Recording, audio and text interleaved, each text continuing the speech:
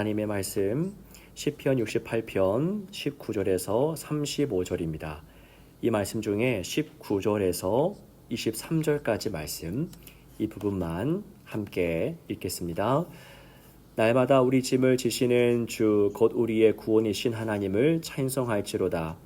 하나님 우리에게 구원의 하나님이시라. 사망에서 벗어남은 주 여호와로 말미암거니와 그의 원수들의 머리 곧 죄를 짓고 다니는 자의 정수리는 하나님이 쳐서 깨뜨리시리로다.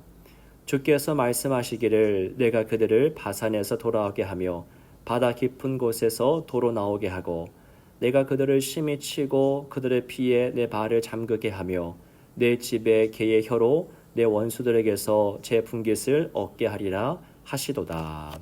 아멘. 아멘. 이 시간에 이 새벽에 함께 기도하는 여러분 모두를 축복하기 원합니다. 하나님의 이름으로 자기 자신을 축복하면서 참 이쁘다, 참 멋있다, 참 잘하고 있다라고 기도하고 또 묵상하는 우리 자신들을 축복했으면 좋겠습니다. 주의 이름으로 모두를 축복합니다. 본문의 말씀은 짐에 대해서, 우리 인생의 짐에 대해서 이야기합니다. 인생에서의 짐은 여러 문화 요소에서 발견되는 삶의 주제이기도 하죠. 날마다 우리가 짐을 지고 살기 때문입니다. 자, 철로역정, 존 버년의 철로역정을 보시면 거기에 주인공인 크리스천이 날마다 짐을 이고 가는 것을 우리가 봅니다. 마지막에 벗어 내려놓지만 그 인생 가운데들 어두운 또 무거운 짐을 지고서 나갑니다. 이 새벽 시간에 기도와 묵상의 자리로 나온 우리 모두도 사실은 무거운 짐을 지고 나올 경우가 많을 것입니다. 19절의 말씀을 보십시오. 날마다 우리 짐을 지시는 주 곧 우리의 구원이신 하나님을 찬송할지로다. 아멘. 우리의 짐을 지시는 하나님에 대해서 오늘 본문의 말씀이 고백하고 있습니다. 본문의 말씀은 짐에 대해서 두 가지를 말하고 있는데, 첫 번째는요, 모든 사람이 짐을 지고 있다라는 겁니다. 예외가 없습니다. 믿는 자든 믿지 않는 자든 모두에게 짐이 있죠. 내가 짐이 있다고 해서 내가 좀 하나님으로부터 잘못했나 봐, 그게 아니라 사실 모든 사람에게 인생의 짐이 다 있다라는 겁니다. 크든 작든 다양한 종류의 짐이 우리 영혼을 짓누르곤 합니다. 자, 두 번째 사실은 이겁니다. 하나님이 짐을 져주신다라는 겁니다. 자, 모두에게 짐이 다 있지만 그 짐을 하나님이 져주신다라는 것을 오늘 본문이 말하고 있죠. 자, 성경은 짐이 없는 세상을 말하지 않습니다. 짐을 상정하고 있죠. 다만 짐을 대신 져주시는 하나님을 말하고 있다는 점이 다른 점입니다. 자, 여기서 짐이라는 게 뭘까요? 인생의 짐이 뭐겠습니까? 어떤 마음의 근심과 걱정이 될 수도 있겠죠. 그리고 어떤 과거의 상처, 또 현재의 고통, 또 내일의 어떤 두려움과 염려, 현재, 과거, 미래 그 모든 곳 속에서 우리를 괴롭히는 삶의 문제일 수도 있습니다. 아니면 오늘 이제 출근해서 해야 될 산더미처럼 쌓인 업무가 짐이라고도 할 수 있겠죠. 나의 문제, 또는 배우자의 문제, 그리고는 더 많게는 우리 자녀들의 어떤 진로, 또 영적인 문제, 이 모든 문제가 우리에게는 짐이라고 할 수 있을 겁니다. 자, 본문은 그 짐이 무엇인지 정확하게는 짚어서 말하지 않습니다. 다만 짐이 있다, 우리 모두에게는 짐이 있다라는 사실과 그 짐을 하나님께서 져주신다라는 이 두 가지를 분명하게 말할 뿐입니다. 자, 우리 등에 수많은 짐이 있습니다. 오늘 본문의 말씀은 우리 등 뒤에 있는, 우리 인생 가운데 있는 짐만 보지 말라, 그걸 회피하라는 것이 아니라 그 짐만 보지 말라라고 합니다.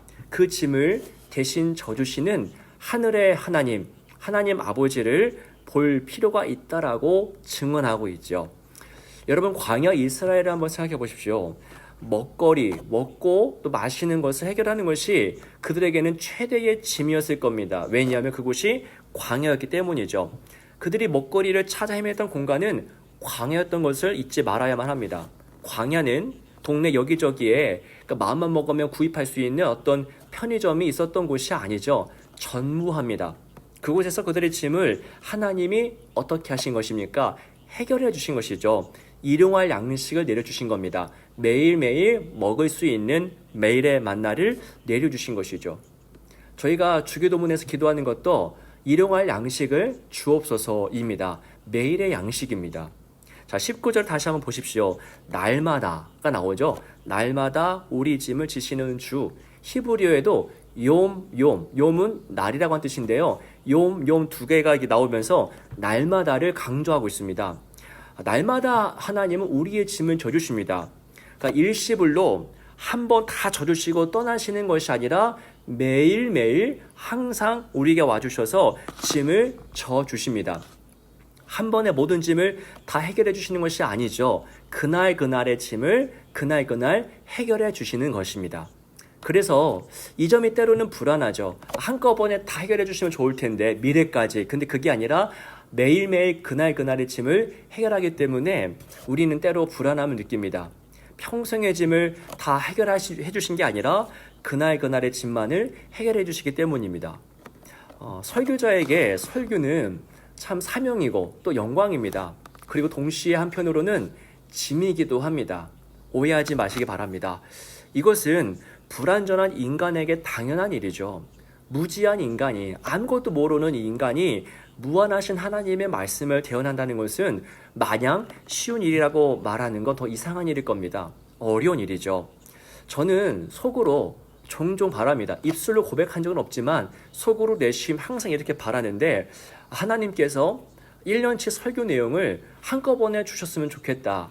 그러니까 올해부터 22년도까지 쭉 주셨으면 좋겠다. 아니, 한 달만이라도 9월 한 달만이라도 미리 당겨주셨으면 좋겠다. 라는 그런 바람을 항상 갖게 됩니다. 그런데 하나님은 그렇게 하신 적이 한 번도 없으십니다. 아마도 앞으로도 그렇게 하실 것 같습니다. 자, 그렇게 되면 만약에 하나님이 1년치 설교 내용을 한꺼번에 딱 주신다면은 저는 1년 동안 아마 하나님을 좀 적당히 또 떠나 있을 겁니다. 마치 유산을 받아서 먼 나라로 갔던 탕자처럼 말입니다. 하나님은 매일매일입니다. 매일매일 우리의 짐을 져주십니다. 그래서 우리는 매일매일 어떻게 할 수밖에 없습니까? 하나님을 구하고 하나님을 소망할 수밖에 없죠. 하나님을 찾아 기도할 수밖에 없는 겁니다. 자, 평생 필요한 것이 보장되지 않은 것이 때로는 불안의 요소가 되곤 하지만 하나님에 대한 신실한 믿음만 있다면 이런 삶은 불안이 아니라 기대와 소망의 요소가 될 수 있습니다.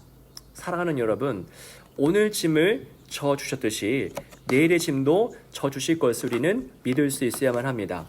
자, 오늘 불렀던 찬양이 무엇입니까? 369장 죄짐 맡은 우리 구주 어찌 좋은 친구인지 걱정 근심 무거운 짐 우리 주께 맡기세. 자, 우리의 모든 짐을 주님께서 맡아주십니다. 참 좋은 친구라고 고백하고 있죠. 그렇습니다, 여러분. 하나님은 저와 여러분의 오늘의 짐을 져주십니다. 그분은 우리의 선하신 아버지시죠.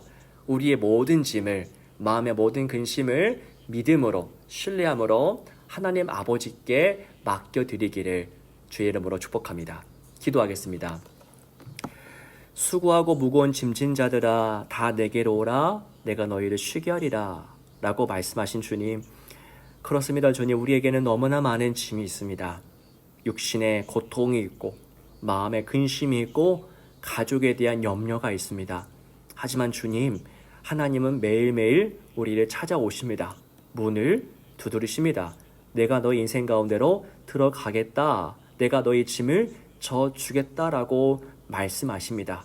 오늘의 그 말씀을 기억하며 이 말씀 붙잡고 오늘 하루도 매일매일 주님 앞에 서는 그날까지 믿음 안에 설 수 있도록 은혜를 베풀어 주옵소서.